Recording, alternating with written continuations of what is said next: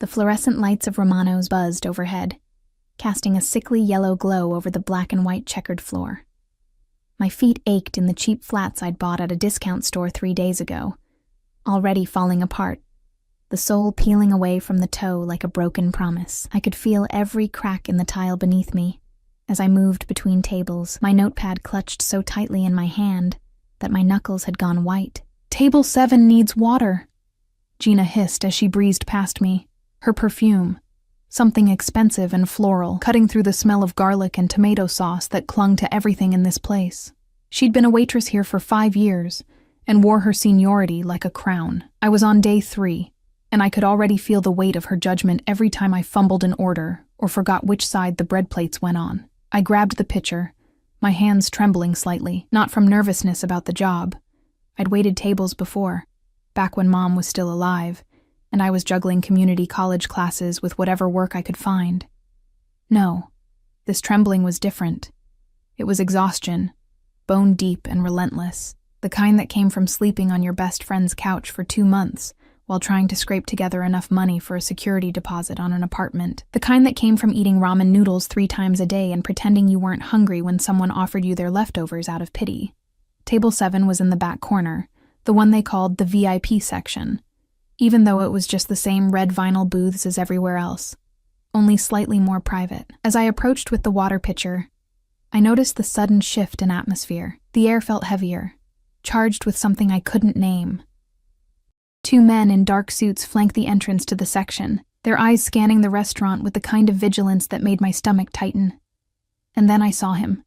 He sat with his back to the wall, of course he did, in a suit that probably cost more than I'd make in 6 months. Charcoal gray, perfectly tailored, with a crisp white shirt beneath and no tie. His dark hair was swept back, touched with silver at the temples, and even from a distance, I could see the sharp line of his jaw, the way his presence seemed to command the very air around him. 2 other men sat across from him, but they might as well have been furniture. Everything in that corner gravitated toward him. I shouldn't have been the one serving this table. Gina always took the VIP section. But she was in the bathroom reapplying her lipstick, and Marco, our manager, had grabbed my elbow and shoved me in that direction with a whispered, "Just water. Don't screw it up." My heart hammered against my ribs as I approached. One of the suited guards stepped forward, his hand moving slightly toward his jacket, and I froze. "Water," I managed, my voice barely above a whisper. I held up the pitcher like a white flag. The guard looked past me to the table. I didn't see the signal, but there must have been one, because he stepped aside with a slight nod. I moved forward on legs that felt like they belonged to someone else. Up close, I could smell him. Not cologne exactly, but something else. Cedar and smoke and something darker, like aged leather and secrets. The 2 men across from him were talking in low voices about shipments and percentages, words that slid over me without meaning as I focused on not spilling water all over the pristine white tablecloth. I filled the first glass, then the second. My hand was steadier than I'd expected, some muscle memory from my previous waitressing jobs kicking in. I was reaching for the 3rd glass, the one in front of him, when my phone rang. Not vibrated. Rang. The shrill, desperate sound of my ringtone, some default melody I'd never bothered to change, cut through the low murmur of conversation like a knife. I jerked back instinctively, the water pitcher tilting, and I watched in horror as water sloshed over the rim of the glass I'd just filled, spreading across the tablecloth in a dark, damning stain. The conversation stopped. Everything stopped. My phone kept ringing. "I'm so sorry," I stammered, setting down the pitcher with shaking hands. I grabbed the napkin from the nearest place setting and dabbed uselessly at the water, but my phone was still ringing, still screaming from the pocket of my apron, and I could feel the eyes on me, the guards, the men at the table, and worst of all, his eyes. I fumbled for my phone, my fingers clumsy with panic. I should have silenced it. I should have ignored it. But the number on the screen made my breath catch. St. Mary's Hospital. And before I could think, before I could remember where I was or who I was standing in front of, I swiped to answer. "Hello? Is this Emma Chen?" The voice was brisk, professional, with an undercurrent of urgency that made my stomach drop. Yes. I'm working. Ms. Chen, this is St. Mary's Hospital. Your friend Sarah Mitchell was brought in 30 minutes ago. You're listed as her emergency contact. We need you to come down as soon as possible. The restaurant tilted around me. Sarah. Sweet, quiet Sarah who'd let me crash on her couch, who'd lent me money for my uniform, who'd promised me that things would get better. What happened? My voice cracked. Is she? I can't discuss details over the phone, but you need to come now. I was vaguely aware that I was still standing at the table, that I was having this conversation in front of him, in front of all of them. But Sarah's name was pounding in my head, drowning out everything else. I'll be right there, I said, and ended the call. For a moment, I just stood there, my phone clutched in my hand, the water stain spreading on the tablecloth in front of me. Then reality crashed back in. Where I was, what I'd done, the absolute disaster of the last 2 minutes. I'm so sorry, I whispered again, looking anywhere but at him. I have to. There's an emergency. I'm so sorry about the water. I'll pay for... I turned to flee, but Marco was already there, his face purple with rage. What the hell do you think you're doing? He hissed, grabbing my arm hard enough to bruise. You do not answer your phone in the middle of service. You do not... My friend's in the hospital. The words came out flat, emotionless. I was too overwhelmed to feel anything anymore. I have to go. You walk out that door, you're fired. You hear me? Fired. I looked at him, at his red face and his cheap suit and his small angry eyes, and I felt nothing. Sarah was worth 1,000 of these jobs, 1,000 of these moments. Fine, I said, and pulled my arm free. I was halfway across the restaurant, untying my apron with shaking fingers, when I heard it. A voice I hadn't heard speak before, low and measured and absolutely cold. Marco. Just that. Just his name. But the restaurant manager stopped mid-rant, his mouth hanging open, and turned toward the VIP table like a puppet on strings. I should have kept walking. I should have pushed through those doors and never looked back. But something made me pause, made me glance over my shoulder. He was standing now. And standing, he was taller than I'd expected. The 2 men who'd been sitting across from him had gone quiet, their eyes lowered. The guards had straightened to attention. And Marco looked like he might pass out. The man in the charcoal suit didn't raise his voice. He didn't need to. The girl, he said, his eyes finding me across the restaurant. Don't let her leave. The world narrowed to a pinpoint. My heart, which had been racing before, now stopped completely. Every instinct I had screamed at me to run, to push through those doors and disappear into the city streets, but my feet had turned to lead. One of the guards was already moving toward the entrance, blocking it with his considerable bulk. My voice failed me. I tried again. My friend. She's in the hospital. I have to... He moved then, crossing the restaurant with a grace that seemed impossible for a man his size. The other diners watched with a mixture of fear and fascination, their conversations dying as he passed. When he reached me, he stopped just close enough that I could see the flecks of gold in his dark eyes, could see the small scar that cut through his left eyebrow. Which hospital? His voice was quieter now, meant only for me, but it still carried that undercurrent of absolute authority. St. Mary's, but I don't understand why. He turned to one of his guards without taking his eyes off me. Call ahead. Private room. Make sure she has the best doctors. Then to me. You'll go. But not alone. I don't need...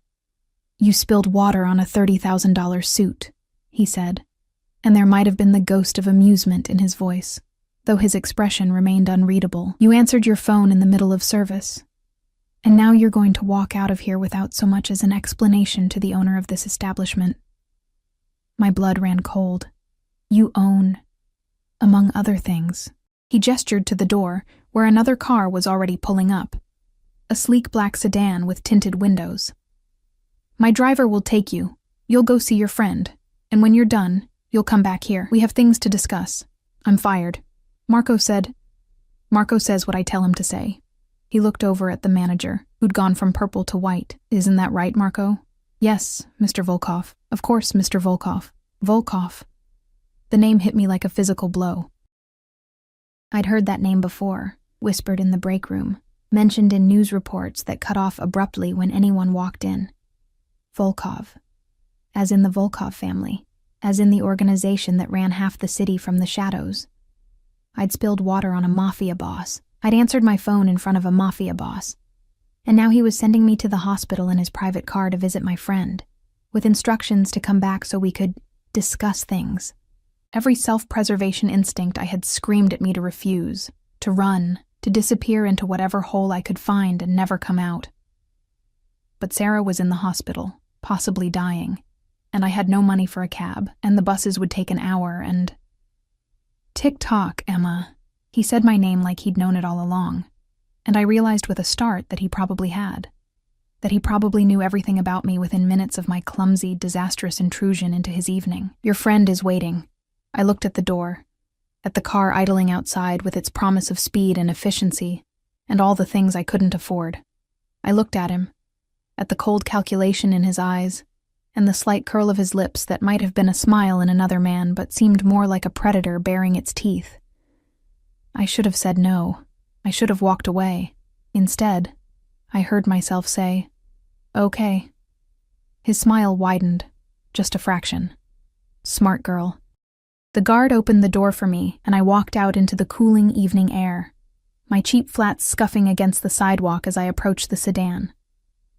The driver was already out, opening the back door, his face as impassive as stone. I climbed in, and the door shut behind me with a soft, final click. Through the tinted window, I could see Romano's, the restaurant I'd worked at for 3 days, the restaurant I'd thought was just another dive in a city full of them. I could see the people inside going back to their meals, the moment of drama already fading into background noise. And I could see him, standing in the doorway, his hands in his pockets, watching the car with an expression I couldn't read.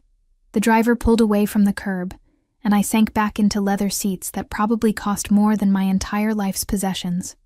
My phone felt heavy in my hand. My apron was still clutched in the other, water-stained and wrinkled. And somewhere in the back of my mind, beneath the worry for Sarah and the shock of the last 10 minutes, a small voice whispered, "What have you done?" The hospital lights were too bright, too sterile, washing everything in a harsh white glow that made my eyes ache. I'd been here for 3 hours, sitting in an uncomfortable plastic chair outside Sarah's room, while doctors came and went with clipboards and grave expressions. The driver, he'd told me to call him Anton, waited at the end of the hallway, his broad frame blocking the corridor like a human wall. He hadn't said more than 10 words to me during the entire drive, but his presence was impossible to ignore. Sarah had collapsed at work, a brain aneurysm, they said. The words had felt foreign in my mouth when I repeated them to myself, trying to make them real. She was in surgery now, had been for the past 2 hours, and all I could do was sit here with my hands folded in my lap and pray to a God I wasn't sure I believed in anymore. My phone buzzed. A text from an unknown number. "How is your friend?" I stared at the screen, my thumb hovering over the keyboard. How did he get my number? But even as I asked myself the question, I knew how stupid it was. He probably knew my social security number, my bank balance, all negative $47 of it, and every address I'd lived at for the past 10 years. "In surgery," I typed back. "They don't know if she'll make it." The response came within seconds. "She'll have the best care. I've made sure of it."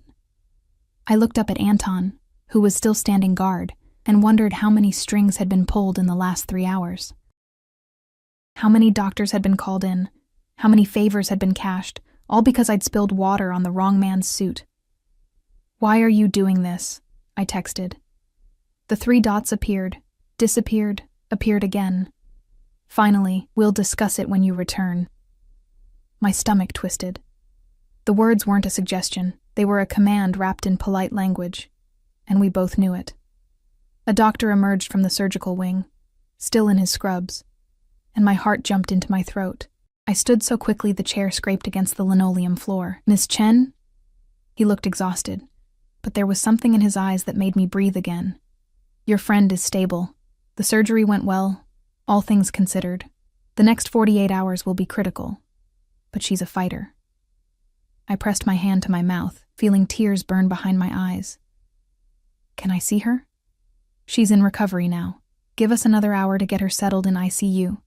Then you can sit with her for a few minutes. He glanced at Anton, then back at me, and I wondered what he'd been told about who was paying for all of this. She's lucky to have you, and lucky that we had Dr. Morrison available. He's one of the best neurosurgeons on the East Coast. Normally, he's booked months in advance. Thank you, I whispered. But the gratitude felt hollow. Dr. Morrison hadn't appeared out of the goodness of his heart. He'd appeared because Dmitry Volkov had made a phone call, and when a man like that called, people answered. The doctor nodded and walked away, leaving me standing in the middle of the hallway with Anton's eyes on my back. I turned to face him, this silent sentinel who'd been watching me for hours. I need to call someone, I said, to let them know about Sarah. Anton pulled out his phone and handed it to me without a word. It was the kind of gesture that would have been kind in any other context. But here, now, it felt like another thread in an invisible web being woven around me. I called Sarah's sister in Portland, delivering the news as gently as I could, promising to keep her updated. When I hung up, Anton took his phone back and resumed his position against the wall.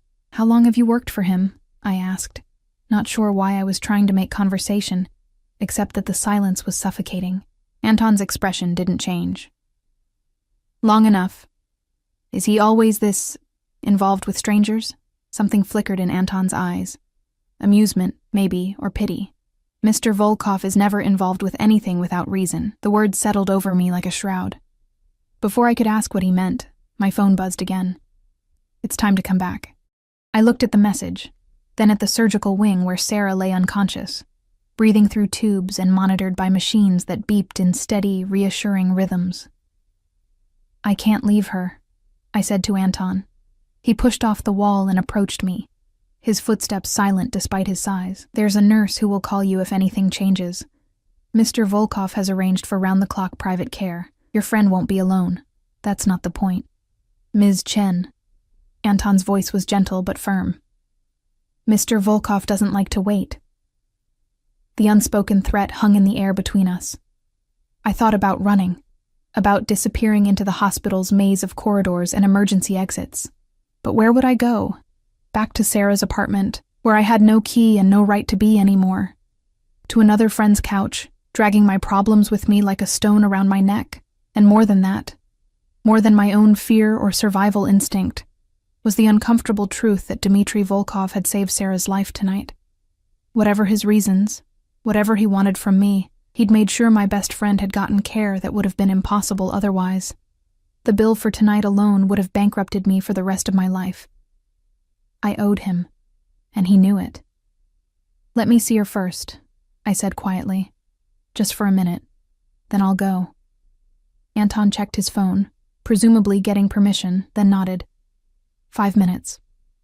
Sarah looked so small in the hospital bed, dwarfed by machines and monitors, her dark hair spread across the pillow like ink on snow. I took her hand carefully, mindful of the IV line, and felt the warmth of her skin beneath my fingers. Alive. She was alive. I'm so sorry, I whispered, though I wasn't sure what I was apologizing for. For not being there when she collapsed. For the choices I was about to make. For bringing whatever storm was coming into both of our lives. Her fingers twitched in mine, the tiniest movement, and I chose to believe it was her way of saying she understood. I'll come back, I promised.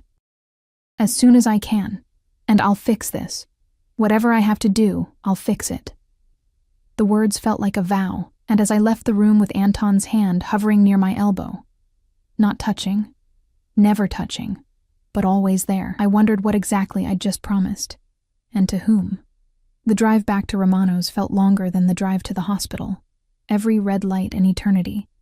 Every block a small death. The city at night was a different animal than during the day. Shadows stretched longer, neon signs bled their colors into puddles on wet pavement, and the people on the sidewalks moved with the kind of wariness that came from knowing danger could be lurking around any corner. The restaurant was closed when we arrived, the neon sign dark, chairs upturned on tables visible through the windows. Anton led me not to the front entrance, but to a side door I'd never noticed before. one that required a keycard to open. We went up a narrow staircase that smelled of old wood and expensive cigars, climbing 2 flights before emerging into a hallway that was nothing like the restaurant below. Here, the floors were hardwood, polished to a mirror shine. The walls were painted a deep burgundy, with paintings I suspected were originals hung at precise intervals. Sconces cast warm pools of light, and the air conditioning was set to exactly the right temperature, not too cold, not too warm. Anton stopped at a heavy oak door at the end of the hallway and knocked twice. A voice from within, his voice, said something in what I thought might be Russian, and Anton opened the door, gesturing for me to enter. The office was exactly what I would have expected, and nothing like it at the same time. Dark wood furniture, floor-to-ceiling bookshelves lined with leather-bound volumes, a desk that looked like it belonged in a museum. But there were also modern touches, a state-of-the-art computer setup, multiple phones, and a window that overlooked the entire street below, with a view that would have cost millions in any other building. He stood by that window, his back to me, hands clasped behind him. He'd removed his suit jacket, and I could see the way his white shirt stretched across his shoulders, the suggestion of strength beneath the civilized veneer. "Thank you, Anton," he said without turning around. "That will be all." The door clicked shut behind me, and suddenly I was alone with him, truly alone. For the first time since that disastrous moment at the table, my heart hammered against my ribs, and I had to resist the urge to check if the door was locked. "Your friend will recover," he said, still facing the window. "Dr. Morrison is optimistic, thank you." The words felt inadequate, too small for what he'd done. "I don't know how I can ever repay me." Now he turned, and the look in his eyes made my breath catch. "That's what we're here to discuss." He moved to the desk and picked up a folder. Manila, unremarkable, the kind you could buy at any office supply store. But when he opened it, I saw my face staring back at me. A photo, recent, from my driver's license, and beneath it, pages of information about my life laid out in stark black and white. "Emma Rose Chen," he read aloud, his accent giving my name a different cadence. 26 years old, no living family, community college dropout, 7 different jobs in the past 3 years, none lasting more than 6 months. Current address? He paused, his eyes lifting to meet mine. "Well, you don't really have one, do you?" My face burned. "I didn't realize my employment history was any of your business." "Everything in my restaurants is my business." He set the folder down and leaned against the desk, crossing his arms. "You walked into my establishment 3 days ago with a fake reference and a smile. Marco was too desperate for staff to check properly. I, however, am never that careless.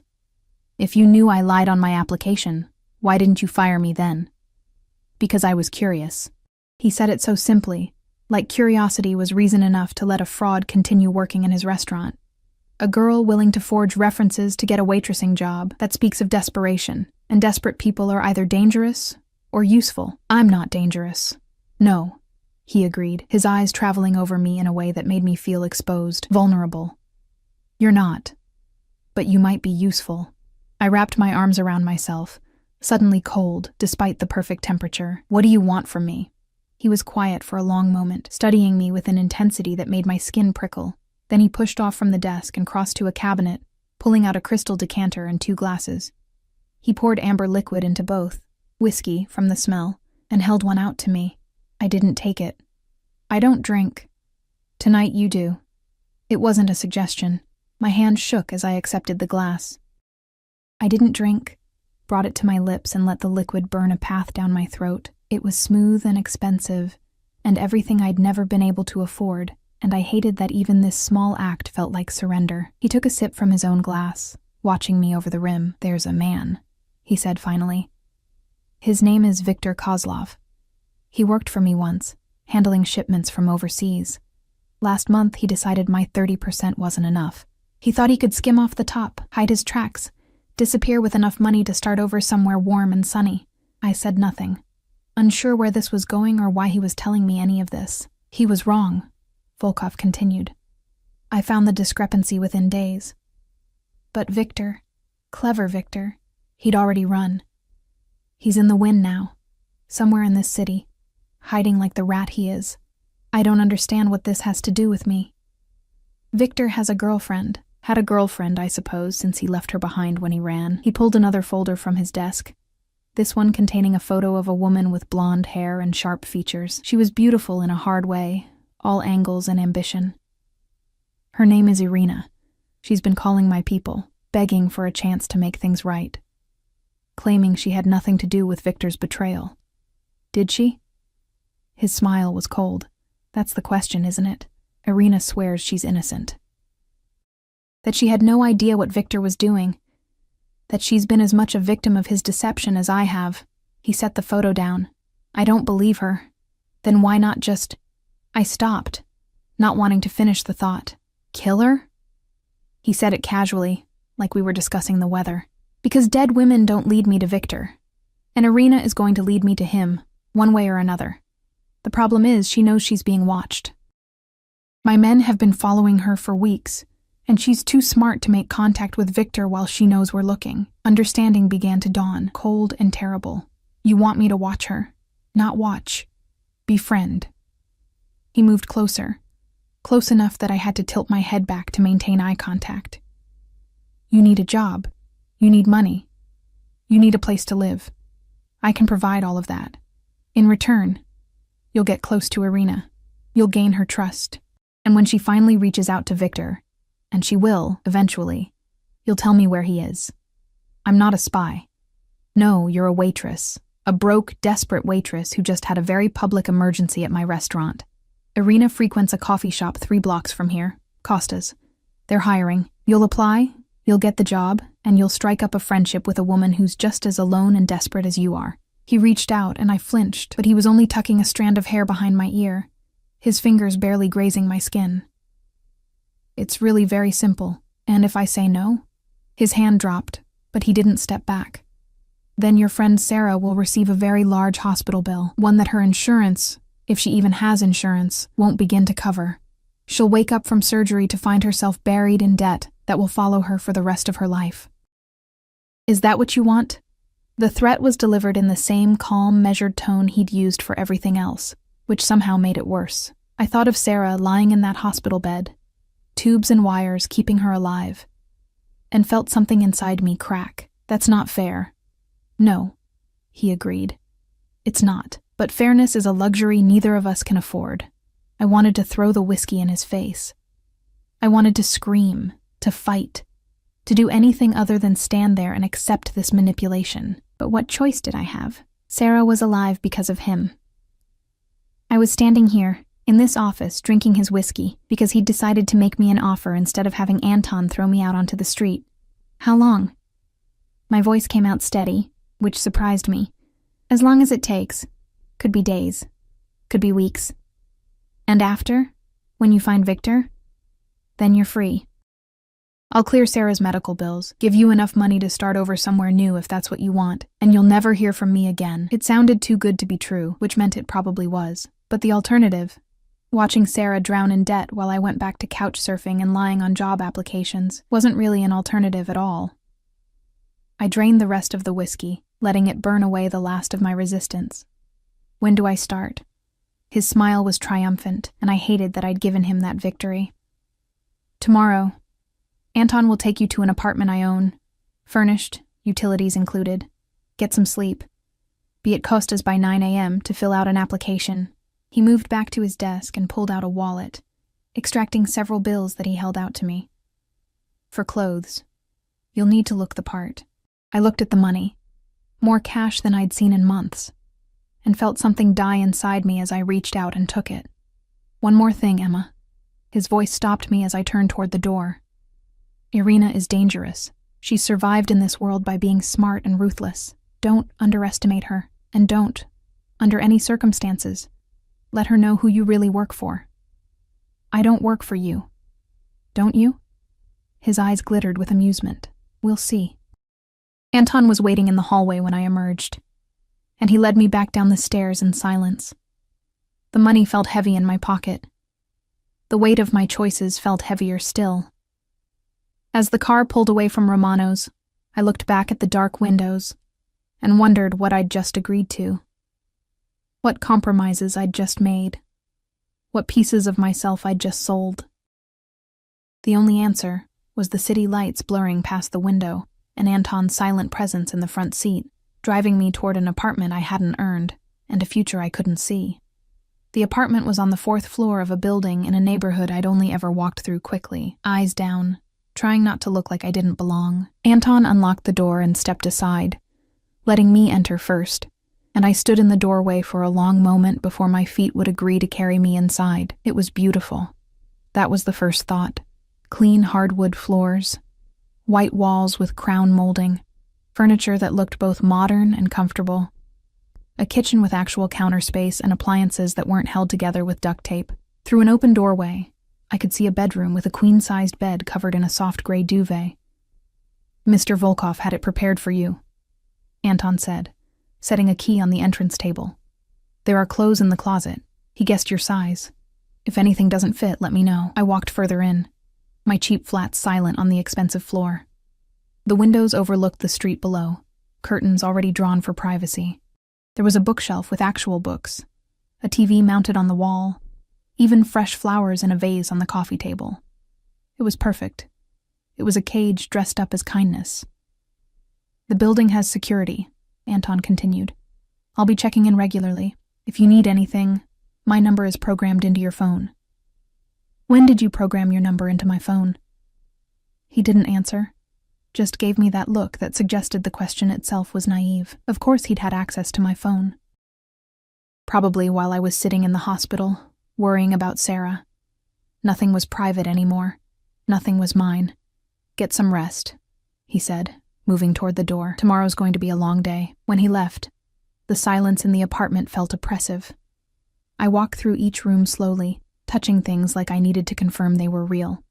The bathroom had fluffy white towels and expensive soap. The kitchen was stocked with food, real food, not ramen noodles and expired crackers. The closet held clothes in my size, just as Anton had said. Jeans and simple tops, a jacket, even new shoes that didn't have peeling soles. I sat on the edge of the bed and pulled out the cash Volkov had given me. $500.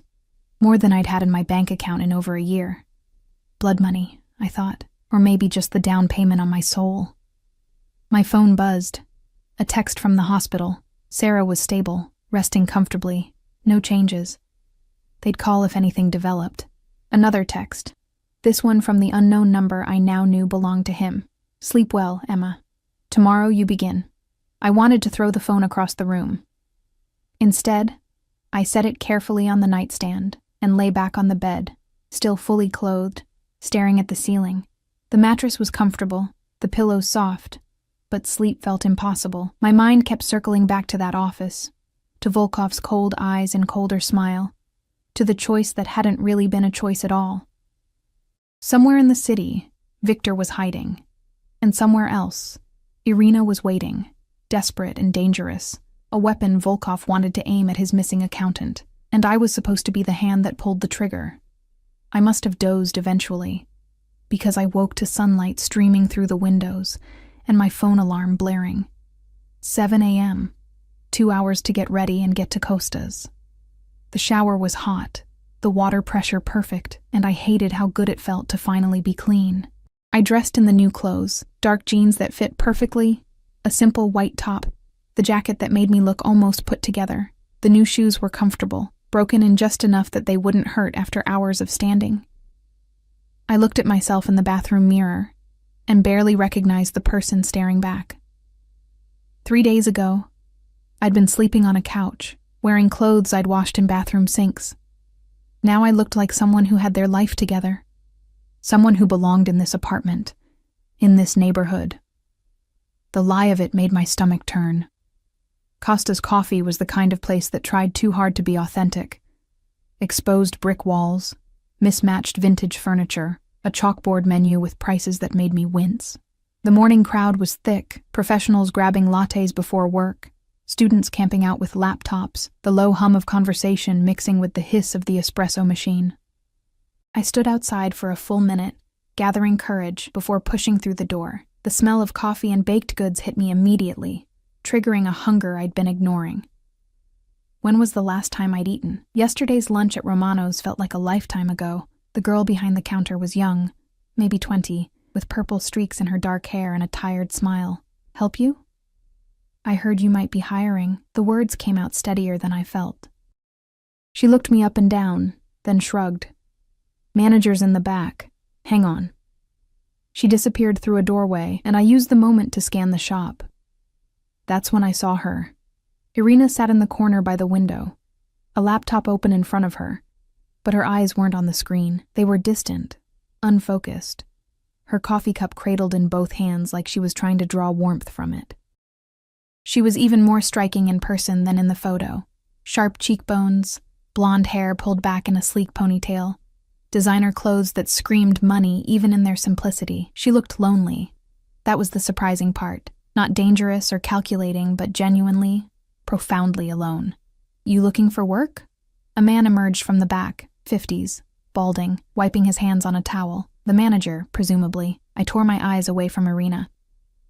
"Yes, I have experience. I've worked at..." "Can you start today?" The question caught me off guard. Today? Girl who was supposed to open called in sick. "If you can handle a rush and don't mind jumping in without training, the job's yours. $8.50 an hour plus tips." It was less than Romano's had paid, but that wasn't the point. "Yes, I can start now." "Great, I'm Pete. Come on, I'll show you the register." The next 2 hours passed in a blur of coffee orders and frothing milk and trying to remember which buttons on the register did what. Pete was patient, more patient than Marco had ever been, walking me through each step without making me feel stupid. The purple-haired girl, Mia, covered for my mistakes with good-natured eye rolls and quick saves. And through it all, Irina sat in her corner, occasionally glancing at her phone, her coffee going cold, her laptop screen dimming from disuse. It was almost 11 when the morning rush finally died down. Mia took her break, and Pete retreated to the back to handle inventory, leaving me alone at the counter. I wiped down the espresso machine, arranged pastries in the display case, and tried not to stare at the woman by the window. She stood suddenly, gathering her things, and I knew this was my chance. If I let her leave without making contact, I'd have failed on my first day. Volkov would know. He always seemed to know everything. "Excuse me?" I called out before I could overthink it. Irina paused, looking at me with those sharp green eyes. "You forgot your phone charger." I pointed to the cord still plugged into the wall by her table. She glanced down, surprise flickering across her face. "Oh, thank you." She came to the counter to retrieve it, and up close I could see the fine lines of stress around her eyes, the way her hands trembled slightly as she wound up the cord. I'd forget my head if it wasn't attached. "I do that all the time," I said, forcing a smile. "Left my keys in the door overnight once. Woke up to my neighbor knocking, asking if I was trying to invite burglars in." A small smile tugged at her lips. "At least you have good neighbors." "Had. I moved recently." The lie came easier than I'd expected. "Still getting used to the area, actually. Is this place usually this busy in the mornings?" "Like clockwork. 7 to 9:30 is insane, then it dies down until the lunch rush." She studied me, her gaze assessing. "You're new here. First day. Is it that obvious? You haven't developed the dead-eyed stare yet." This time her smile was genuine, transforming her face. "Give it a week." I laughed, and it didn't even sound forced. "I'll try to hold out for at least 2 weeks before complete soul death." Ambitious. She shifted her bag on her shoulder. "I'm Irina." "Emma." "Well, Emma, welcome to the neighborhood. And if you survive Pete's training, you'll survive anything." She left, and I watched her go, feeling the weight of what I'd just done settle over me. First contact established. The trap was set. Now I just had to wait for her to walk into it. My phone buzzed in my pocket. I didn't need to check it to know who it was from or what it would say. Well done. He was watching. Of course he was watching. Maybe through the security cameras I'd noticed in the corners of the shop, or maybe through someone sitting in one of the other cafes on the street.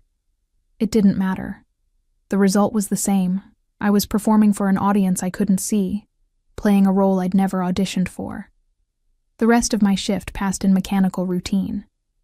Mia came back from break, and talked about her boyfriend's band and how they had a gig next weekend. Pete showed me how to close out the register and warned me about the temperamental ice machine. Normal things. Regular things. The kind of workplace banter I'd had at a dozen other jobs, but nothing felt normal anymore. When I returned to the apartment that evening, there was a package waiting by the door. No return address, just my name written in neat block letters. Inside was a new phone, newer than the battered one I'd been using, with a note in handwriting I already recognized. For work purposes. Keep your personal phone separate. DV. I turned the new phone on and found it already programmed with 2 contacts. Anton and a number labeled simply DV. No other apps, no games, no personal touches. This was a leash dressed up as a gift, a way to keep me connected and controlled. A text came through immediately. Report. I sat on the couch and typed with heavy fingers. Made contact. She seems lonely. Willing to talk. We'll continue tomorrow. The response was instant. Good. Don't rush it. Let her come to you.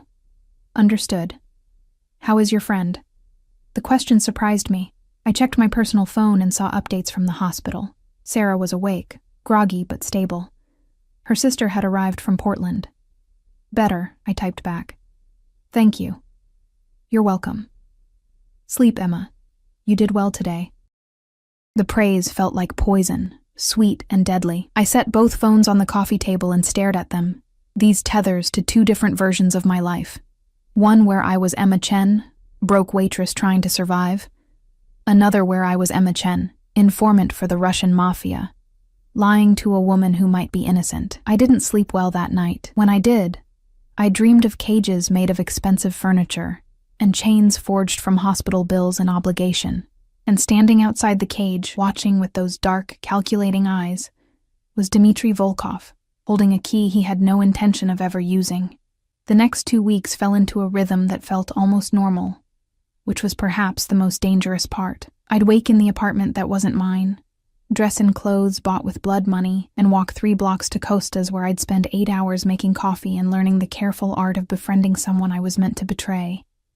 Irina came in every day like clockwork.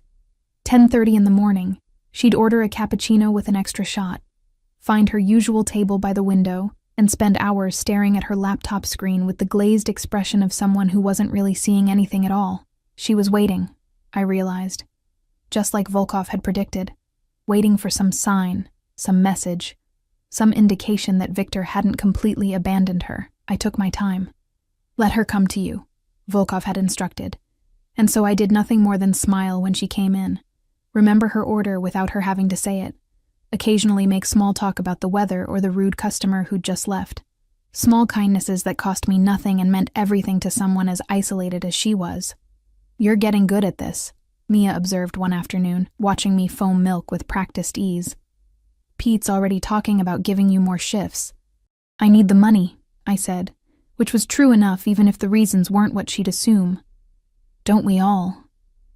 She leaned against the counter, lowering her voice. That blonde woman who comes in every day. Irina? She tipped me $50 yesterday for a $4 coffee, just handed it over like it was nothing. Maybe she's lonely, I said carefully. Money doesn't buy companionship. No, but it buys a hell of a lot of coffee. Mia grinned. If you're smart, you'll cultivate that. Rich, lonely people make the best regulars. I thought about that conversation later, when Volkov texted asking for my daily report. She's waiting for something, I wrote, checking her phone constantly, nervous. Isolated. Has she mentioned Victor? No. She doesn't talk about herself much at all, then make her.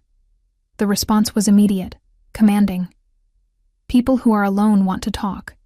They just need someone to ask the right questions. I stared at the message, feeling something cold settle in my stomach. This was the moment. No more passive observation. Now I had to actively manipulate, to dig into wounds and exploit them. How? I texted back. You're a smart girl, Emma. Figure it out. The opportunity came 3 days later, on a rainy Thursday afternoon when the shop was nearly empty. Irina sat at her usual table, but instead of staring at her laptop, she had her face in her hands, her shoulders shaking with silent sobs. I looked around. Mia was on break. Pete was in the back. Just me and a crying woman, who I was supposed to be befriending for all the wrong reasons. I grabbed a napkin and a glass of water and crossed the shop before I could overthink it. "Hey," I said softly, setting both on her table. "Are you okay?" She looked up, her makeup smeared, her eyes red. "I'm fine. Sorry. I'm so sorry." "Don't apologize." I pulled out the chair across from her without asking. "Bad day?" She laughed, a broken sound. "Bad month. Bad year, really. Want to talk about it?" I kept my voice gentle, concerned. "I'm a good listener. Comes with the waitress territory." For a moment I thought she'd refuse. Her expression closed off, defensive walls slamming into place. But then something in her seemed to crack, and the words came spilling out. "My boyfriend left me."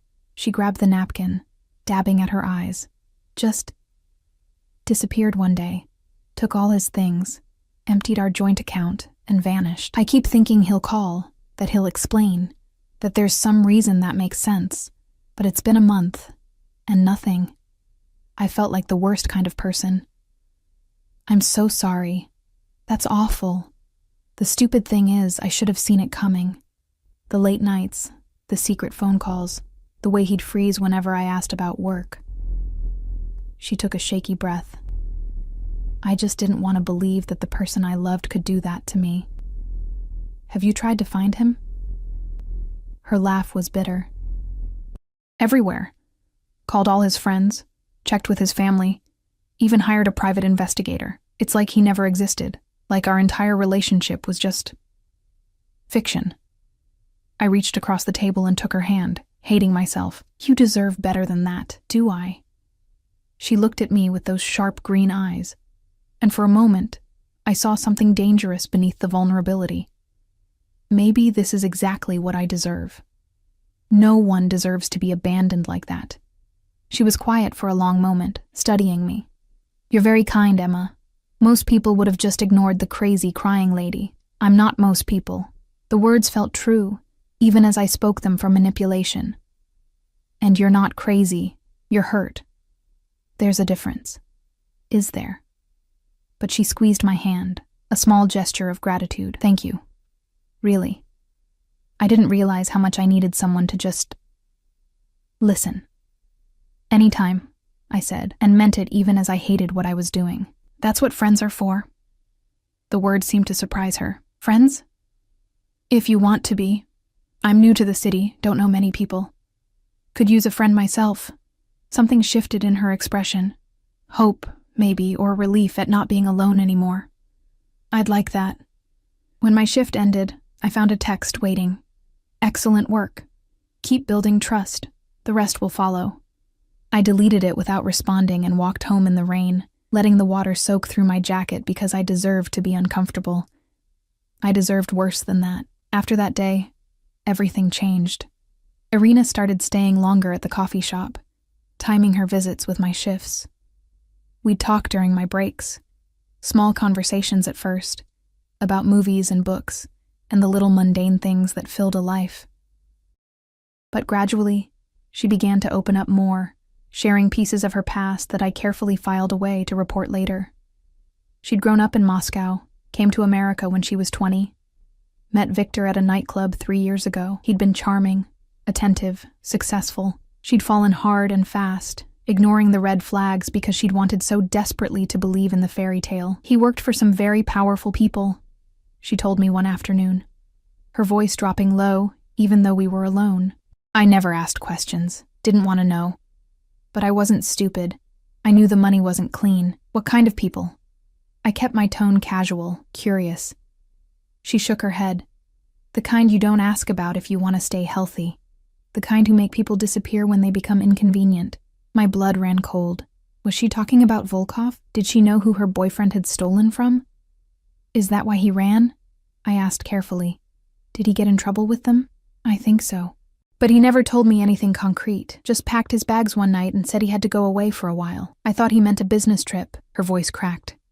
"I didn't realize he meant forever." I reported it all that night, feeling like Judas counting his silver pieces. Volkov's responses were clinical, analytical. "She knows more than she's saying. Press harder." Find out if she has a way to contact him. I think she's genuinely in the dark, I texted back. Or she's a better liar than you are. The words stung, probably because they were meant to. I was a liar now. A good one, apparently, since Irina trusted me enough to cry on my shoulder and share her secrets. The fact that every word was being reported to the man who wanted to kill her boyfriend should have made me feel something. Guilt, shame, horror. But mostly I just felt numb. Sarah was out of the hospital now, recovering at her sister's place in Portland. The bills had been paid in full, just as promised. I visited her once, took a bus for 8 hours each way, and sat by her bed while she slept. She'd looked so peaceful, unaware of the price I'd paid for her life. "I'm sorry," I'd whispered, though I wasn't sure if I was apologizing to her or to myself. 3 weeks into my friendship with Irina, everything imploded. It was a Saturday evening. I'd finished my shift and was walking home when I saw the car, sleek, black, familiar. It pulled up beside me, the back window rolling down to reveal Volkov's face. "Get in." It wasn't a request. I climbed into the back seat, my heart pounding, trying to think what I'd done wrong. He waited until Anton pulled away from the curb before speaking. "Irina received a package today. Did she mention it?" "No." "We didn't talk much today." She seemed distracted. "The package contained a burner phone and instructions to be at a specific location tomorrow night at midnight. Alone." My stomach dropped. "Victor?" "Almost certainly." He turned to face me, his expression unreadable in the dim light. "This is what we've been waiting for. She'll go to meet him, and you're going to make sure I know exactly where and when." "How am I supposed to do that? I can't exactly ask her. You'll tell her you're worried about her, that you've noticed she's been acting strange. You'll offer to go with her for safety. She'll refuse, but you'll insist on at least knowing where she'll be, in case something goes wrong." He made it sound so simple, so reasonable. "She trusts you now. She'll tell you. And then what? You'll just show up and kill Victor? What happens to Victor is none of your concern. Your job is to get me the location. After that, our arrangement is complete. You'll have your freedom." Freedom. The word sounded hollow. "What about Irina? What about her? Will you hurt her?" His eyes narrowed. "Are you developing a conscience, Emma? Now, of all times?" "I'm asking a question. If Irina is innocent, she has nothing to fear from me. If she knew what Victor was doing and helped him." He shrugged. "Then she's as guilty as he is." I thought about the woman who'd cried at the coffee shop, who'd shared her pain with me, who'd called me a friend. She doesn't know anything. Then prove it. Get me that location, and we'll find out exactly what Irina does and doesn't know. The car stopped outside my apartment building. Anton got out and opened my door, waiting. "You have until tomorrow afternoon," Volkov said. "Don't disappoint me." I barely slept that night. Every time I closed my eyes, I saw Irina's face, trusting, vulnerable, completely unaware that her new friend was a viper in disguise. By morning, I'd made a decision that was probably going to get me killed. I went to Costa's early, before my shift, and found Irina already there. She looked terrible. Dark circles under her eyes, her hands shaking as she lifted her coffee cup. "Emma." She seemed surprised to see me. "You're here early. I needed to talk to you." I slid into the seat across from her, my heart hammering. Something's wrong. I can feel it. And whatever it is, whatever you're planning to do tonight, I'm begging you. Don't. Her face went white. "I don't know what you're talking about." "Yes, you do. You received something yesterday. A phone, maybe. Instructions. And now you're planning to meet someone. And Irina, I'm terrified that you're walking into a trap. How do you—" She stopped, her eyes widening with understanding and betrayal. "Oh my God, you're working for them. For him." The words hit like a physical blow. "Irina? How much did he pay you?" Her voice rose, drawing attention from other customers. "How much was my trust worth, Emma? Or should I call you something else? Is Emma even your real name? Please listen." "I am listening. I'm listening to every lie you've ever told me, every fake smile, every manufactured moment of friendship." She stood abruptly, grabbing her bag. "You know what the really pathetic part is? I actually liked you. I actually thought—" Her voice broke. "God, I'm such an idiot." "You're not meeting Victor," I said desperately. "It's Volkov. He set this up. He knows about the phone, knows about tonight. If you go, he'll kill you both. She froze.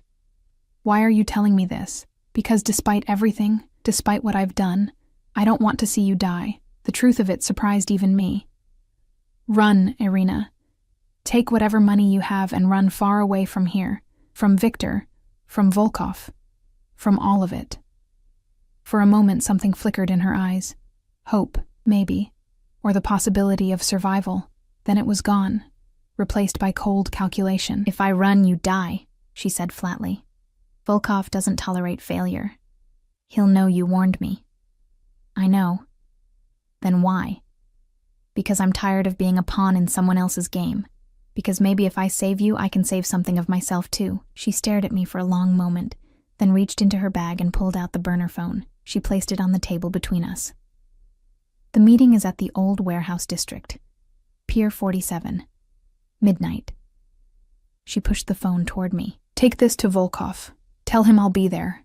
Tell him whatever you need to tell him. Irina. I'm not running, Emma. Victor might be a thief and a coward, but he's my coward. If there's even a chance he's alive, I have to know. She stood, shouldering her bag. And if Volkov wants to kill me for being loyal, then at least I'll die as something other than a rat. She left, and I sat there with the phone in my hands, feeling the weight of the impossible choice I'd just been given.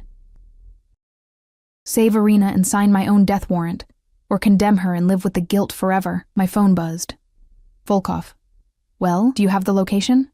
I looked at the burner phone, at the address Irina had given me, at the trap that was waiting to spring. And I typed, Pier 47, midnight. She'll be there. The hours before midnight crawled by like years. I reported to work because not showing up would have raised questions I couldn't answer, but my hands shook so badly that I spilled 3 drinks and broke a glass.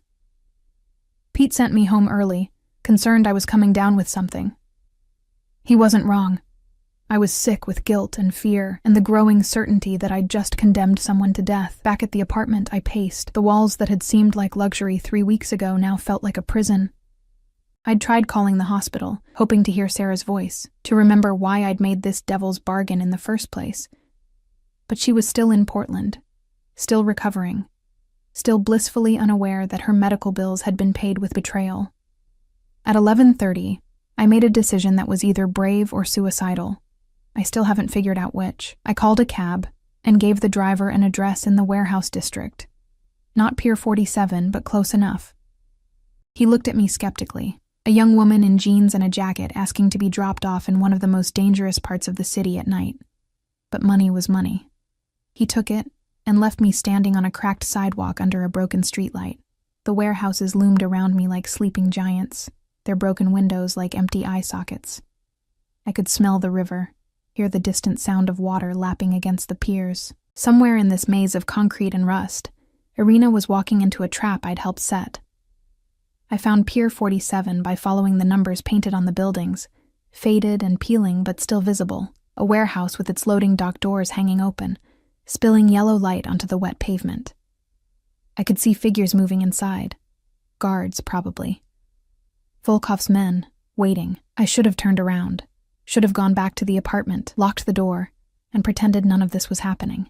Instead, I moved closer, keeping to the shadows, until I could see inside.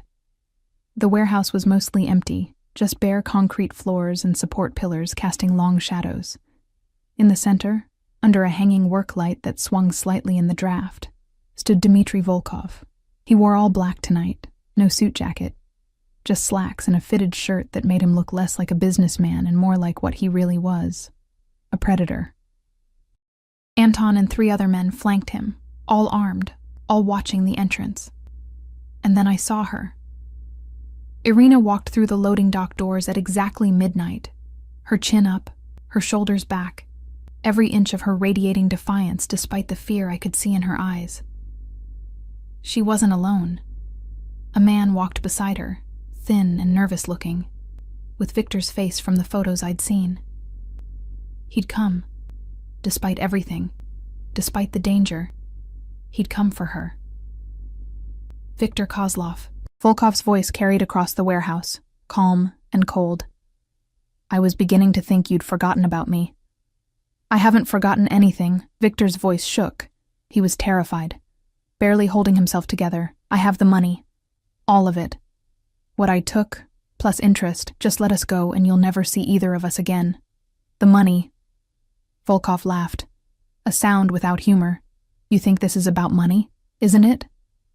Irina stepped forward, drawing Volkov's attention. "Isn't that what this is always about with men like you? Power and money and ego?"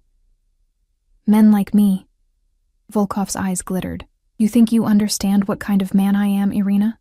You who've spent 3 years warming the bed of a thief and a coward? Victor made a mistake. Victor stole from me. And then, when he realized his mistake, instead of coming to me like a man and accepting his punishment, he ran. He hid. He let you take the weight of his crimes while he cowered in whatever hole he'd found."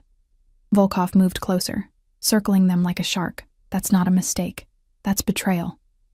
"Then punish me." Victor's voice cracked. "I'm the one who stole from you. I'm the one who ran. Irina had nothing to do with it. Let her go." "How noble." Volkov stopped circling, standing directly in front of Irina now. "Did you help him, Irina? Did you count the money while he stole it? Did you plan your escape together?" "No." Her voice was steady, clear. "I didn't know anything until he was already gone." "Prove it." "How?" Volkov gestured to one of his men, who stepped forward with a gun. He placed it in Irina's hand, then stepped back. "Victor betrayed me," Volkov said quietly. "He stole from me, lied to me, made a fool of me in front of my organization. The punishment for that is death." "But I'm a fair man, Irina. If you truly had nothing to do with his crimes, prove it. Kill him yourself, and you walk away free." The warehouse went silent. Even the sound of the river seemed to fade.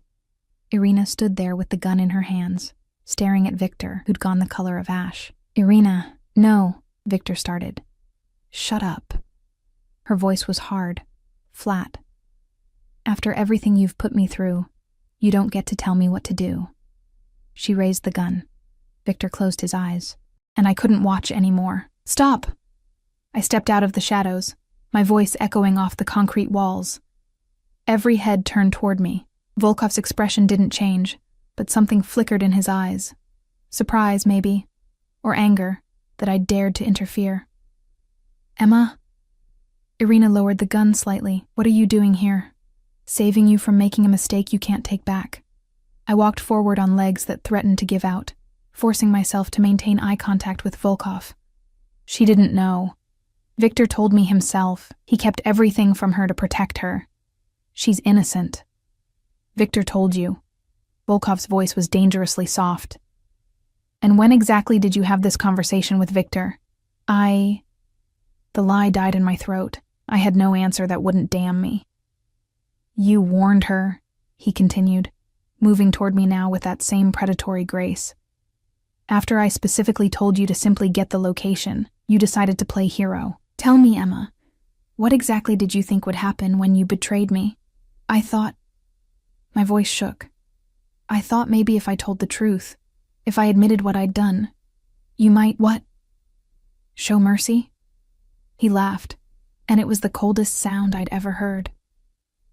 "I don't show mercy to people who betray me. Ask Victor how well that works out." "Then kill me." The words came out stronger than I felt. "But let them go. Please."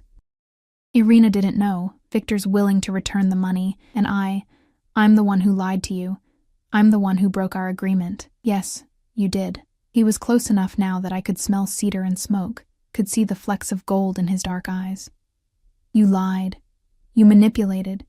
You played both sides, thinking you were clever enough to outsmart me. I know I wasn't. And yet... He reached out, his hand cupping my jaw, forcing me to meet his eyes. "You're standing here, willing to die to protect people you barely know. People who wouldn't do the same for you. Why?" "Because it's the right thing to do, the right thing." He said it like the concept was foreign. "And what about our agreement? What about your friend Sarah and her medical bills? What about the apartment, the clothes, the money I gave you? Was none of that worth keeping your word?" "It was worth everything," I whispered. but not someone's life, not Irina's, not even Victor's. He studied me for a long moment, his thumb brushing across my cheekbone in a gesture that would have been tender in any other context. Then he released me and stepped back. Anton. The big man stepped forward. I braced myself for the bullet, the blade, whatever end Volkov had chosen for me. Instead, Volkov said, "Take Victor. He'll work off his debt in our Eastern operations. 5 years, no contact with the outside world. If he runs again, kill everyone he's ever cared about, including Irina." Victor's face crumpled with relief and terror. Thank you. Get him out of my sight." Volkov waved dismissively, and Anton hauled Victor away. The thief was still babbling gratitude as they disappeared into the shadows. Volkov turned to Irina. "You're free to go. But if I ever see you in this city again, if you ever try to contact Victor, if you ever breathe a word of this to anyone, I understand." Irina's voice was barely above a whisper. She looked at me, her eyes swimming with tears. "Emma, go," I said gently. "Just go. Be safe." She ran, her footsteps echoing until they faded into nothing. And then it was just me and Volkov and his remaining guards in the warehouse, the hanging light still swaying overhead, casting dancing shadows on the walls. "You surprise me, Emma Chen." Volkov circled me slowly. "I thought I had you figured out. Desperate, broke, willing to do anything to survive. But you're not that simple, are you? I don't know what I am anymore. Honest, apparently. Stupidly, recklessly honest." He stopped in front of me. "Do you have any idea what you've cost me tonight? The message this sends to my organization? That you're not a monster?" The words slipped out before I could stop them. He smiled. A real smile this time, though it didn't quite reach his eyes. "Oh, I'm absolutely a monster, Emma. Never doubt that. But even monsters have rules, codes." He gestured around the empty warehouse. "This wasn't about the money Victor stole. It was never about the money. It was about loyalty, respect, the understanding that in my world betrayal has consequences. And what are the consequences for me? That depends." He moved closer, close enough that I had to tilt my head back to maintain eye contact. "Are you going to betray me again?" The honest answer was that I didn't know. That I couldn't promise anything when every choice felt like walking a tightrope over an abyss. "Never lie to me, Emma. I value honesty above almost everything else." His hand found my jaw again, gentler this time. "So tell me the truth. If I asked you to do this again, would you?" "No." "Why not?" "Because I don't want to be the kind of person who uses people, even if it means—" My voice caught. "Even if it means losing everything." "Everything." He seemed amused by the word. "What do you think you're losing? The apartment? The money? Whatever arrangement we had? And if I told you those things are yours regardless? That our arrangement is over, just as I promised, and you're free to go?" I stared at him, searching for the trap. "Why would you do that?" "Because you kept your end of the bargain. You got me the location, and because of that I have Victor. The fact that you also warned Irina and tried to play hero." He shrugged. "That's almost admirable in its stupidity. So I can just leave?" "You can. The apartment is yours for the next 6 months, paid in full. After that, you're on your own. Sarah's medical bills remain cleared. And you'll never hear from me again." He paused, his eyes searching mine. "Unless you choose otherwise." "Choose otherwise?" "I need someone I can trust, Emma. Someone who isn't afraid to tell me the truth, even when it's dangerous. Someone who values honesty over self-preservation." His thumb traced my lower lip, a gesture so intimate it made my breath catch. "Someone like you. You want me to work for you. I want you to consider it, not as an informant or a spy, but as—" He seemed to be choosing his words carefully. "Someone who keeps me honest, who reminds me that there's a difference between power and cruelty. I don't understand. You will, or you won't, and you'll walk away, and we'll never speak again." He stepped back, giving me space. "Think about it. You have my number. If you decide you want something more than surviving from one waitressing job to the next, call me. If not—" He gestured toward the open loading dock doors. "The choice is yours. I should have run. Should have taken the out he was offering and never looked back, but something in his eyes stopped me. Something I couldn't quite name. What if I say yes? What exactly would this arrangement entail? Dinners? Conversations? Moments of brutal honesty when I need them most? The corner of his mouth lifted. And in return, you'd have security, protection, a life where you don't have to worry about where your next meal is coming from. That sounds an awful lot like being kept. Does it? He moved closer again, and this time I didn't back away. Or does it sound like being valued for something other than your willingness to lie and manipulate? I wanted to argue. Wanted to tell him that this was just another form of manipulation, another cage dressed up as freedom. But looking into his eyes, seeing the genuine curiosity there, the interest that went beyond simple control, I couldn't quite convince myself it was all a lie. I need time, I said finally, to think, to figure out what I want. Take all the time you need. He pulled a card from his pocket, heavy cardstock with nothing but a phone number embossed in gold. When you decide, call me. Or don't. The choice has always been yours, Emma. I just hope you'll choose wisely. He left then, his guards following, their footsteps fading until I was alone in the warehouse, with just the swaying light and my racing thoughts. 3 days later, I stood in Sarah's hospital room in Portland, watching her sleep peacefully, free of tubes and monitors and the machines that had kept her alive. Her sister had stepped out for coffee, giving us privacy I wasn't sure I deserved. I did something terrible, I whispered, even though Sarah couldn't hear me. I lied and manipulated and betrayed someone's trust, all to save you. Sarah's eyes opened slowly, still cloudy with medication but aware. Emma? Hey. I took her hand, feeling tears burn behind my eyes. You're awake. You look terrible. Her voice was hoarse but warm. What happened? Long story. I'll tell you someday. When it doesn't hurt so much. She squeezed my fingers weakly. The doctor said someone paid my bills. Was that you? In a way. I swallowed hard. I made a deal. Did things I'm not proud of, but you're alive. And that's what matters.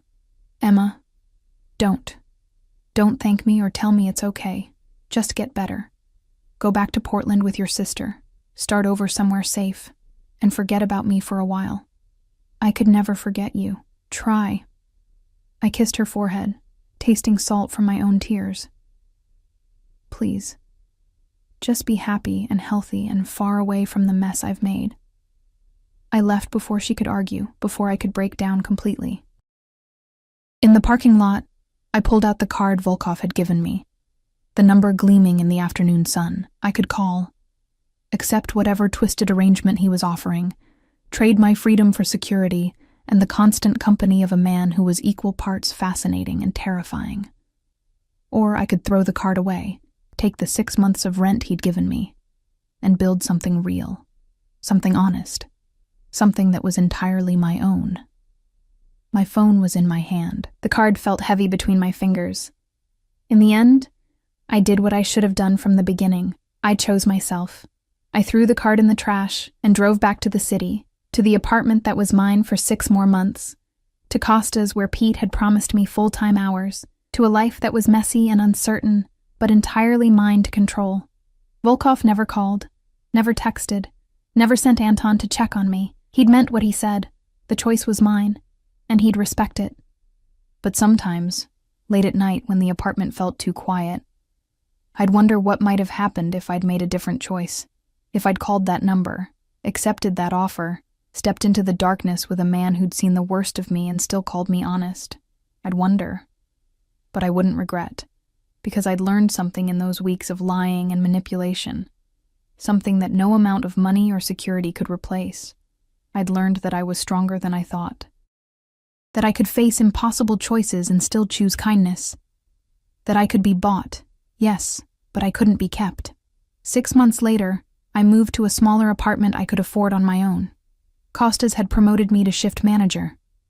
Sarah visited from Portland, healthy and whole and grateful in ways that made my throat tight. I built a life, a real one, an honest one, and I never looked back. But sometimes, on rainy nights when the city lights blurred through the water on my windows, I could still smell cedar and smoke, could still feel the ghost of a touch on my jaw, gentle despite the danger behind it.